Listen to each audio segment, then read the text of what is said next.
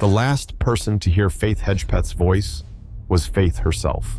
A recording, just over 2 minutes long, filled with the rustle of pockets and the faint pulse of music, accidentally captured what may have been her final moments, and possibly her final scream. But no one discovered it for months. By then, Faith was already buried. Her disappearance didn't begin with a frantic 911 call or sirens tearing through the night. It began with an unusual silence, a radio left untouched on the desk, unanswered phone calls, and a roommate who suddenly became strangely quiet. When the apartment door finally opened the next morning, no one was prepared for what they would find. A partially nude body wrapped in a blanket, her face bloodied, and next to her, a crumpled piece of paper with 2 words scrawled across it. Stupid bitch. Faith was a junior in college of Native American descent and carried the hopes of her entire community. But her brutal death and the 9 long years of silence that followed sparked a question that echoed far beyond her campus. Who really killed Faith Hedgepeth? And why did justice stay silent for so long? She once said, "If I don't make it back, let my name be something they can't forget." Connie Hedgepeth still remembers the evening her daughter Faith boarded that bus, leaving Warrenton behind to attend college in Chapel Hill. It was the first time her little girl had ever left their weather-worn wooden house with the rusted tin roof. The first time she stepped away from the land of their Halliwasaponi ancestors. Faith carried with her just a backpack, a bright smile, and a quiet promise. "I'm not just going to learn, I'm going to do something for people like us." People like us, to Faith, meant the young, the poor, the native, the unseen. At UNC Chapel Hill, she chose biology, not because she loved microscopes, but because she dreamed of coming home one day as a doctor. Her friends often found her buried in books late into the night, and then suddenly bursting into laughter just because someone texted her a new meme. She didn't smoke. She never got drunk. She always checked her drink at parties. But she had one clear weakness. She trusted people. Faith shared a small off-campus apartment with Karina Rosario, her close friend and, in many ways, her opposite. Karina was bold and outgoing. Faith was quiet, observant. They argued now and then, like sisters do, but always ended up curled up in the same bed, arms wrapped around each other. Faith wrote in a journal, purple ink, no lock, no password. And in one entry she wrote, "I want to live kindly, but if someone hurts my friend, I'm not sure I could stay kind." When police read that line later, they paused. She had joined campaigns against violence toward Indigenous women. She once helped a friend escape a controlling relationship. And she had looked Karina's ex in the eye and said, "If you threaten her again, I'll go to the police." Faith always stood on the side of what was right. But maybe, just maybe, the price of that was too high. Because on the night Faith vanished, one small thing happened. Something so minor, it seemed harmless. A single decision. And if that one thing hadn't happened, maybe everything would be different. It all began with a simple night out between 2 roommates. September 6th, 2012 began like any other day. Faith woke up early, went to class, had lunch in the campus cafeteria, then stopped by the library.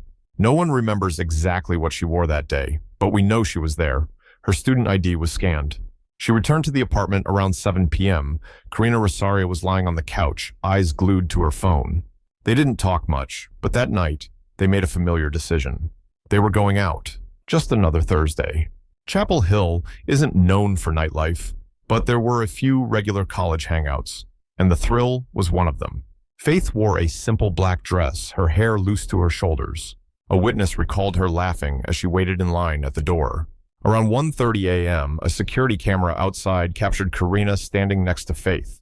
They appeared to be having a tense conversation, but moments later, they both entered the club together. Whatever was said, no one knows. At 2:06 a.m., the club's front door camera recorded the last confirmed sighting of Faith Hedgepeth. She and Karina walked out together. No one followed them. Nothing seemed off. But from that point forward, the timeline becomes a blur. Karina later told police they returned to the apartment around 3 a.m. But a downstairs neighbor reported hearing 3 loud thuds like someone falling hard to the floor at 3:20. Right after that, a text was sent from Faith's phone to Karina's ex-boyfriend. "Hey B, can you come over here please? Rosario needs you more.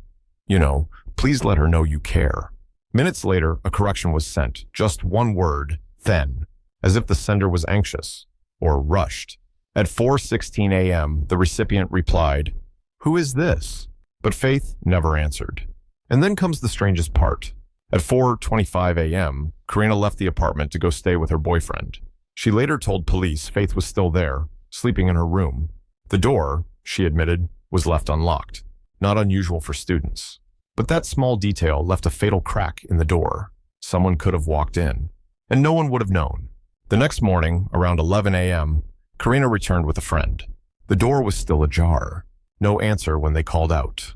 And then they found Faith. She was lying face down on the bedroom floor, wrapped in a blanket. Blood soaked the sheets, spilling onto the edge of the pillow. One of the closest items to her body was a partially shattered, blood-stained glass liquor bottle. There were no ropes, no stab wounds. But Faith's skull had been struck, repeatedly. The medical examiner later confirmed the cause of death was blunt force trauma to the head, likely caused by that bottle. But the strangest part of the scene wasn't the weapon. It was a handwritten note placed on the desk near her body. "I'm sorry, stupid bitch, jealous." Blue ink, uneven pressure, erratic handwriting. Forensic analysts noted one word stood out. Stupid was unusually dark, pressed harder than the others. It could have been accidental or intentional. There were no signs of forced entry. No broken windows, no damaged locks. Everything else, her books, her toothbrush, even a half-finished glass of water, remained untouched. This led to the first theory.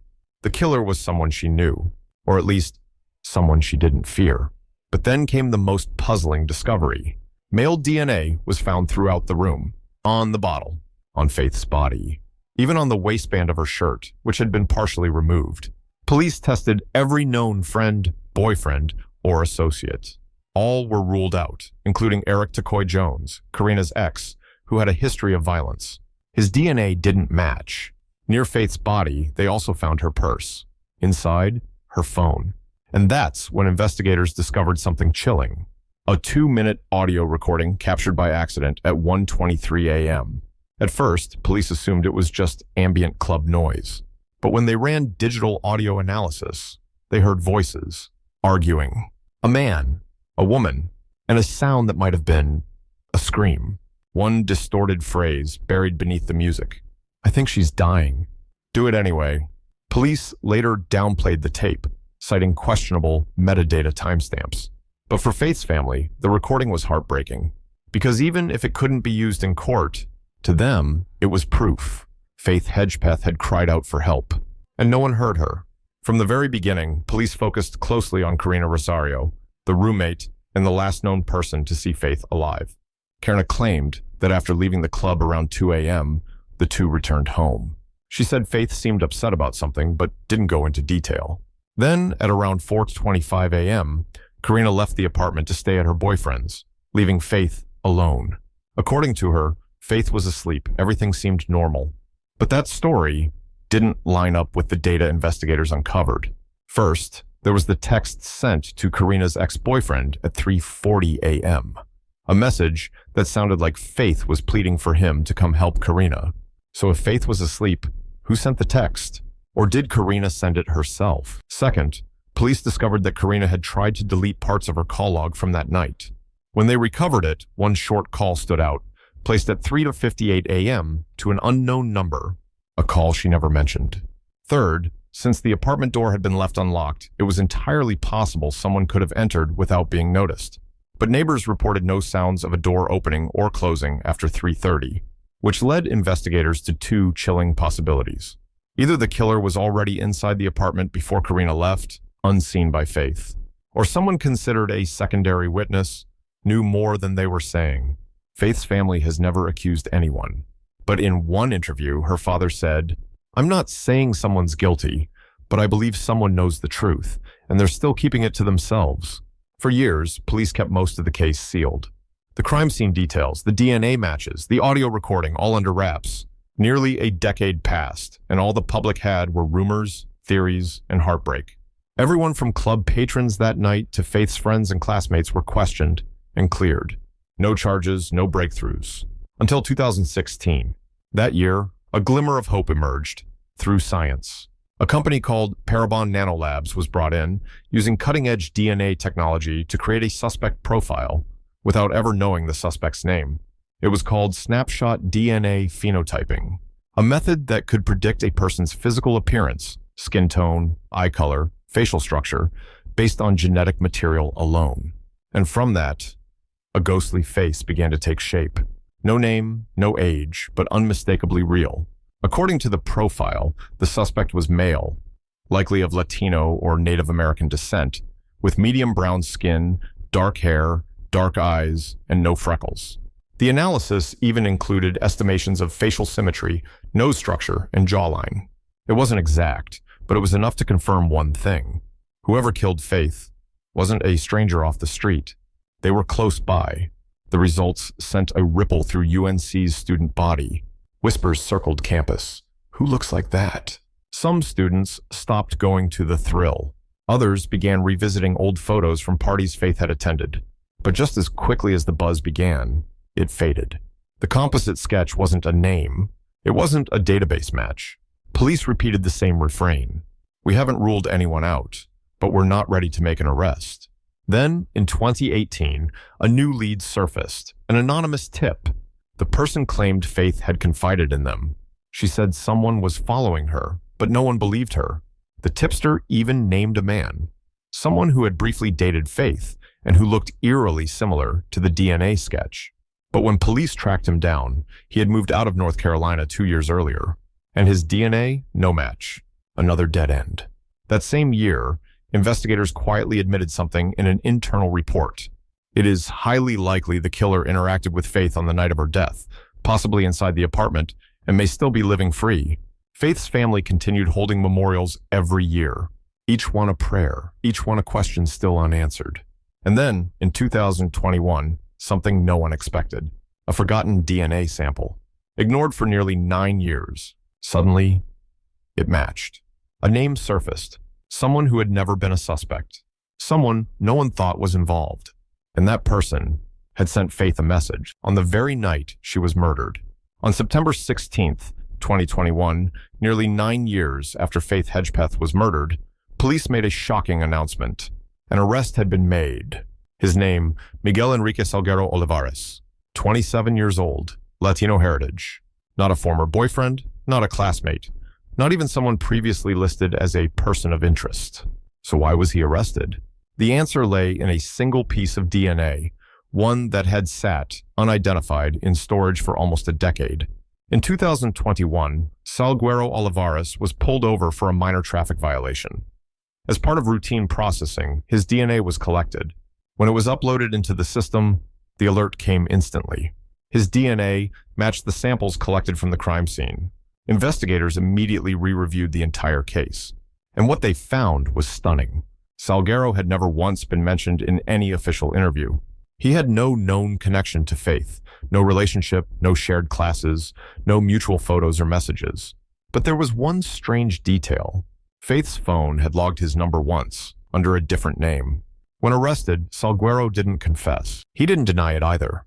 His attorney suggested the DNA might have come from an innocent social interaction, unrelated to the murder.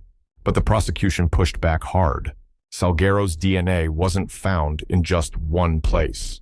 It was on Faith's clothes, on the broken liquor bottle, believed to be the murder weapon, even on a strand of hair near the bed.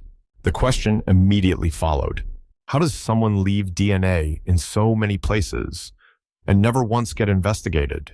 When his name was announced, the UNC community and Faith's family were stunned, then outraged, not because he was a stranger, but because he shouldn't have been that much of a stranger. Over nearly 10 years, police had interviewed more than 2,000 people. They had scoured the apartment, mapped out minute-by-minute timelines, and pored over security footage.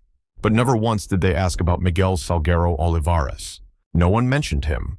And police, by their own admission, never thought to look in the places where Faith had once raised quiet warnings. In 2013, a classmate of Faith's had written on a personal blog, "Faith told me once there was a guy at a party who wouldn't leave her alone. He tried to make her drink, and she refused. Later, he texted her from a number she didn't recognize. The post was never investigated, never added to the case file, not until Salguero was arrested. And when they finally reread it, the description matched him exactly. So why had it been ignored? Because the writer wasn't a direct witness? Because Faith was Native American, a group often overlooked in violence statistics? Because this was a college town, and from the start, the investigation had been too narrowly focused? Faith's mother, Connie, had always felt something was wrong.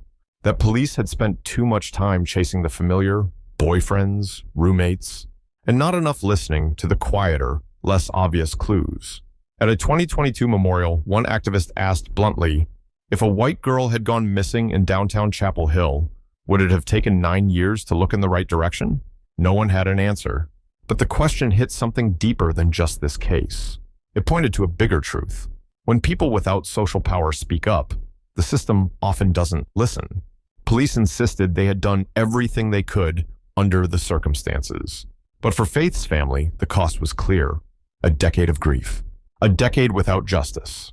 A decade of wondering if she might have been saved. If someone had just listened sooner. Even after police announced they had an official suspect, not everyone believed Miguel Salguero-Olivares was the only one responsible for Faith Hedgepeth's death. At the press conference, when a reporter asked, "Is anyone else involved?" the lead investigator simply said, "We're not ruling anything out." And the more you look at the case file, the more things don't add up. First, Salguero had no history of violence, no public behavioral issues, no documented connection to Faith, not socially, romantically, or academically. So the question stands. How does someone like that break into a college apartment in the middle of the night and commit such a brutal act? Second, there's no evidence he was ever at the Thrill nightclub that night. No footage, no eyewitnesses, no bar tab, no check-in. So how did he even cross paths with Faith? Third, the text sent from Faith's phone to Karina's ex-boyfriend was written in a way that felt off, too unlike her. One forensic linguist, when asked to analyze it, said, "There's a chance that message wasn't written by Faith at all, but by someone trying to mislead." And finally, perhaps the most chilling detail, phone data showed that after 4 a.m., Faith's device briefly connected with an unknown Bluetooth signal. It wasn't Karina's. It wasn't Salguero's. And to this day, it has never been identified. Now, the questions widen. Was Salguero truly the killer? Or was he just present at the scene, part of something bigger? Did someone else know Faith's routine, her door code, and how to shape the story? One anonymous investigator told a documentary crew, "I can't say this publicly, but I believe there's someone else out there, someone who's never been on the radar." When Salguero was arrested, headlines called it the breakthrough after 9 years of silence. But to those who had followed the case from day one, especially Faith's family, it didn't feel like a breakthrough. It felt like the wrong piece to the wrong puzzle. One journalist who produced a podcast series about the case said in a special episode, "It's like they found the final piece, only to realize it belongs to a different picture." Why? Because Salguero has never confessed. And for months after his arrest, his trial was repeatedly delayed. Prosecutors struggled to establish a motive. There was no sign of conflict, threats, or emotional ties between him and Faith. More importantly, the forensic evidence suggested a physical struggle, something many questioned if Salguero, a slender man in his 20s, could have carried out alone. Then, buried deep in the case file, a chilling detail resurfaced. 3 days after Faith's death, someone made an anonymous call to the police. A man's voice, nervous. He only said one sentence. "She shouldn't have opened the door." The call was never fully investigated, and the audio file deleted from backup systems in 2015. But here's what sent chills through everyone involved. No one outside of the police and Faith's family had ever known the door was unlocked that night. And that wasn't the only twist. Months after Salguero's arrest, Karina Rosario, Faith's roommate, disappeared from public view. She refused interviews, shut down all her social media, and moved out of state. Her lawyer issued a short statement. "My client does not wish to engage with the media." But in this case, silence speaks louder than words. At this point, the question is no longer just, who killed Faith? It's, why is everyone so quiet? Who's protecting whom? And most of all, is justice truly being served? 9 years to find a name. But by year 13, one question still remains. Do we really know the whole truth? Miguel Salguero is currently in custody, awaiting trial. No court date has been set. No confession. No apology. No answers that could help piece together what truly happened the night Faith died. In the eyes of the law, he may be the suspect. but in the heart of Faith's family, he's not the whole story. Faith's mother, Connie, still keeps her daughter's old phone in a small wooden box. Every year, on September 7th, she places a bouquet of white flowers outside the rusted tin-roofed house where Faith grew up. In a recent interview, she said, "My daughter should have graduated. She could have been a doctor. She could have been a voice for women like her. But instead, she became a statistic. She doesn't want Faith to be remembered for how she died, but for the life she tried to build, for her community, for her family, and for herself." Many still believe this case is made of puzzle pieces that never quite fit. Maybe it was an investigative failure. Maybe more than one person was involved. Or maybe someone is still out there, living free, as if nothing ever happened. And for us, for those hearing this story over a decade later, the question is no longer just, who killed Faith Hedgepeth? But rather, have we done enough to protect the ones like her? Some cases end with a verdict. Some end with silence. But this one ends with an empty space.